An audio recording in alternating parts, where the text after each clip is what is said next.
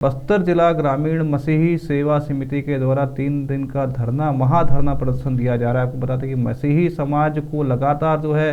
प्रताड़ित किया जा रहा था, उनके जो है अधिकारों का हनन किया जा रहा था, जिसको लेके बस्तर जिला ग्रामीण मसीही सेवा समिति ने 3 दिन का महाधरना जो है ये जो है जगदलपुर में दिया है और लगातार इसकी विज्ञप्ति जारी करके अपनी मांगे रखी हैं। और मांगों में कई प्रकार की चीज़ें रखी कि इनके जो है मौलिक अधिकारों का शोषण हो रहा है, इनको जो है कब्रिस्तान की जगह नहीं दी जा रही है, इनको जो है इनके खेत काटने नहीं दिया जा रहा। बहुत सारी चीज़ें ऐसी हैं जिनको लेकर आज हमारे साथ में नवनीत चांद जो है आदिवासी समाज के नेता के रूप में, मुखिया के रूप में हमसे जो है रूबरू हो रहे हैं। नवनीत जी, हमें ये बताया कि क्या कुछ मसला है, क्योंकि आपकी एक हमने देखा है कि आम सभा भी हुई थी और इसके पहले लगातार आप कह रहे थे कि ईसाइयों के ऊपर, ईसाई समाज के ऊपर जो है इनका दैहिक शोषण हो रहा है, इनके जो है अधिकारों का हनन हो रहा है, इनके साथ में पक्षपात किया जा रहा है, इनके साथ सौतेलापन किया जा रहा है बस्तर में।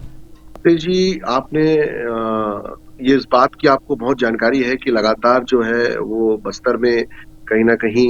इस समाज को जो है वो अत्याचार का सामना करना पड़ रहा है और लगातार जो है ये समाज जो है विरोध अपना दर्ज कर रहा है। पिछले दिनों ग्रामीण मसीह समिति के द्वारा जो है ये धरना प्रदर्शन 3 दिन का चालू किया गया है। इसकी प्रमुख मांग जो है वो ये है कि एक तो कब्रिस्तान का जो मामला है, जो खास तौर पर गाँव स्तर पर कफन-दफन करने नहीं दिया जा रहा है। उसके लिए प्रशासन से ये मांग है कि गाँव में कब्रिस्तान का जो है आवंटन किया जाए, जो कि सभी का है परंतु समाज का नहीं है। वहीं दूसरी तरफ जो दूसरी मांग है वो है गाँव के अंदर में जितने भी अत्याचार हो रहे हैं, उन अत्याचारों के विरुद्ध कार्रवाई की जानी चाहिए।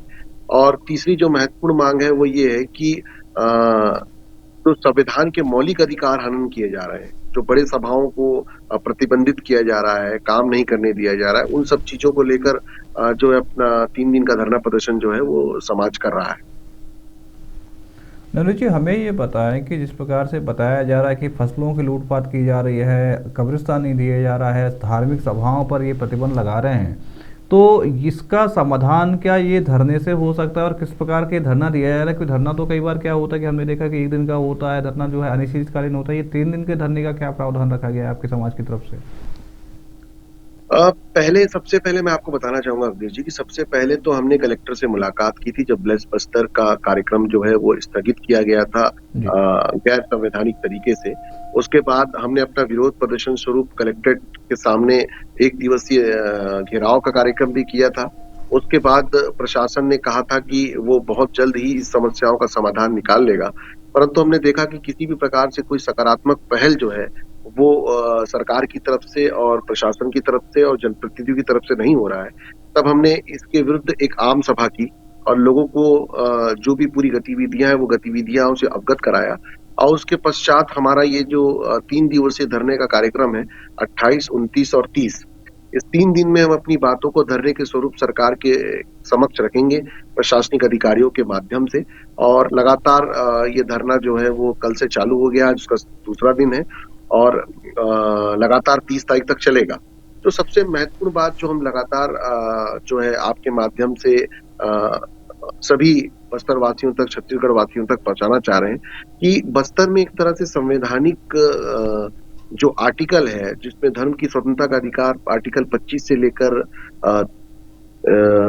30 तक जो प्रावधान दिए गए, उन प्रावधानों का तत्काल रूप से उल्लंघन किया जा रहा है। मतलब अच्छा हम ये नवनीत जी, देख मुझे रहे ये हैं कि बताएं कि अगर मान लीजिए, चलिए आप कह रहे हैं कि लगातार हम जो है सरकार से निवेदन कर रहे हैं, रिक्वेस्ट कर रहे हैं कि भाई ठीक है, हमारी अब मांगे, मान लीजिए हमको ये प्रॉब्लम जा रही है, लोग हमें कब्रिस्तान में जगह नहीं दे रहे हैं, लोग हमारे खेतों को लूट रहे हैं, लोग हमारे जो मौलिक अधिकार हैं उनका हनन कर रहे हैं। ठीक है, हमने मान लिया आपकी बात, लेकिन अगर मान लीजिए सरकार ने फिर भी 3 दिन तक ये बातें नहीं मानी, तब आपका ये जो समाज है क्या रुख अपनाएगा, क्या कुछ इसका एक्शन रहेगा, नया एजेंडा क्या रहेगा आगे के लिए? देखिए लगातार जो है वो कमेटी के अंदर में आगामी रणनीति को लेकर रूपरेखा तैयार हो रही है और इसके बाद भी यदि सरकार और प्रशासन अपनी हमारी बात नहीं सुनता है तो फिर हम तमाम जनप्रतिनिधि जो सरकार के का रिप्रेजेंटेटिव करते हैं, जिन्होंने वादे किए थे बस्तर में शांति स्थापित करने के और सबको एक साथ लेकर चलने का, उन्होंने विधानसभा में बोध भी लिया है, चाहे वो मंत्री हो चाहे वो विधायक हो, उनके कार्यालयों की तरफ हम कूच करेंगे और उनसे हम जो है निवेदन करेंगे कि वो शांति बहाल की परिस्थितियों को उत्पन्न करें और संवैधानिक अधिकारों को, जो कि सभी समाज के लिए बराबर है, उसे बहाल करने का प्रयास करें, ताकि बस्तर में शांति स्थापित हो सके। और उसके बाद भी यदि कोई गतिविधि संचालित नहीं होती है प्रशासनिक स्तर पर, प्रदेश के स्तर पर, तो फिर ये हमारी मजबूरी होगी कि हम सब के सब मुख्यमंत्री कार्यालय की तरफ कूच करें। तो स्टेप बाय स्टेप जो है समाज जो है अपने विरोध प्रदर्शन को करते जा रहा है, और रणनीतिक तौर पर और कानून के दायरे में रहकर जो भी विरोध प्रदर्शन किए जाने चाहिए, वो तमाम विरोध प्रदर्शन किए जाएंगे, और संवैधानिक अधिकार जो हमको मिले हैं खास तौर पर विरोध के लिए, वो तमाम चीजें की जाएंगी। और नवनीत उसी जी, का बात ये कानून की दूसरा करें चरण है। तो हमें अच्छे से जानकारी है कि आप बहुत सारे मुद्दों पर जो है सेशन कोर्ट का, डिस्ट्रिक्ट कोर्ट का और हाई कोर्ट का भी रुख अपनाते, कई सारी याचिकाएं आपने हाई कोर्ट में भी लगाई हैं। तो समाज के मुद्दे को लेकर आप लोग हाई कोर्ट क्यों नहीं जा रहे हैं? धरना तो अपनी जगह पे चल ही रहा है, चलिए सरकार नहीं मान रही, प्रशासन नहीं मान रहा है, लेकिन क्या इसका एक उपाय ये भी नहीं हो सकता कि हम जो हाई कोर्ट में भी अपनी याचिका लगा रहे कि साहब हमारी सुनवाई जो है ना तो सरकार सुन रही है, ना विधायक सुन रहे हैं, ना जो है सांसद सुन रहे हैं, ना साहब हमारा कलेक्टर सुन रहा है। अवधेश जी, लगभग हाई कोर्ट के अंदर में सैकड़ों याचिकाएं हैं, जी। जो विगत 4 सालों से जो है लगाई गई हैं, जिन पर सुनवाई चल रही है। परंतु उसके बाद भी सरकार जो है इन चीजों को कोर्ट के समक्ष तो कह रही है कि हम इसको सुधार कर रहे हैं, परंतु जमीनी स्तर पर उनका कोई भी सकारात्मक पहल जो है, वो प्रशासनिक तौर पर भी और सरकार की तरफ से भी दिखाई नहीं पड़ रहा। अब अगर पिछले समय सरकार में मान मैंने लिए, देखिए आपने बात करी कि सरकार जो है हाई कोर्ट में आके, कोर्ट में आके कहती कि ठीक है साहब हम इम्प्लीमेंट करेंगे, तो अगर सरकार नहीं करती, ये तो कोर्ट ऑफ कंटेम हो गया। तो आप चाहें तो कोर्ट ऑफ कंटेम भी जो है सरकार के ऊपर लगा सकते हैं। साहब देखिए, आपने हाई कोर्ट में आके इन्होंने कहा था आपके सामने कि सर ये जो है आपकी बातों का इम्प्लीमेंट करेंगे, लेकिन सर देखिए आपकी बात नहीं माने, तो इनके ऊपर आप कोर्ट ऑफ कंटेम लगाइए और इनको पेनल्टी कीजिए, इनको दंड दीजिए आप। वो प्रयास भी हमारी जो लीगल टीम है वो लगातार काम कर रही है, उस विषय पर भी हम लगातार जो है लीगल टीम के साथ काम कर रहे हैं। तो वहीं दूसरी तरफ हम राजनीतिक दृष्टिकोण से भी ये देख रहे हैं कि जो संवैधानिक अधिकार हमें हमारी बात रखने के लिए दिए गए, उन तमाम चीजों को हम करें, क्योंकि ये सरकार हमारी है, सरकार को हमने भी चुना है। तो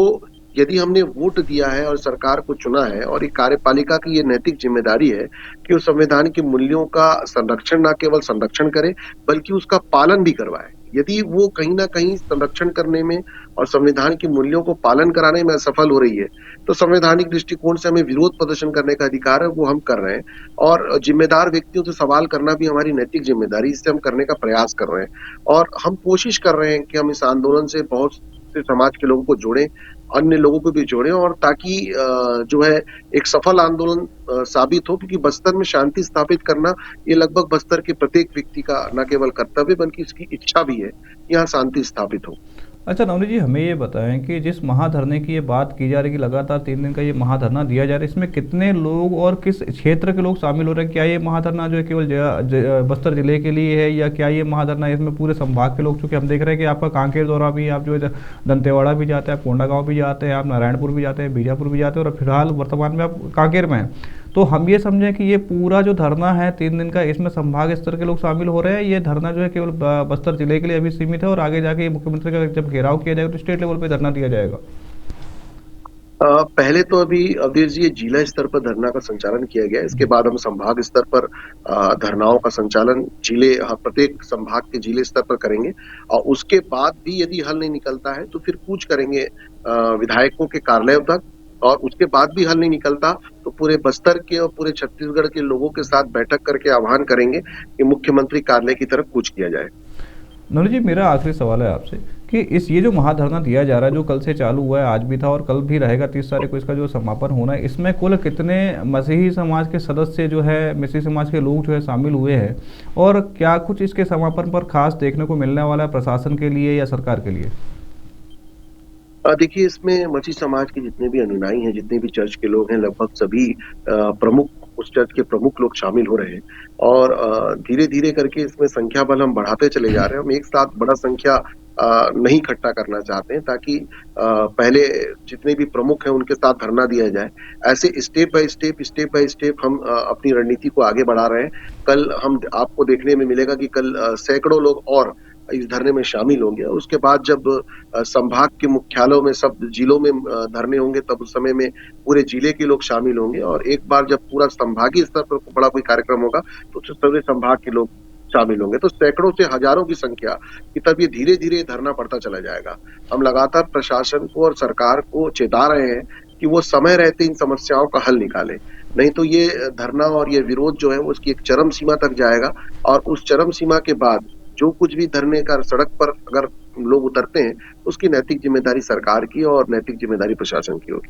बहुत बहुत धन्यवाद नवनीत चांद जी, तमाम जानकारी हमारे साथ तमाम धरने के बारे में बात और चर्चा करने के लिए।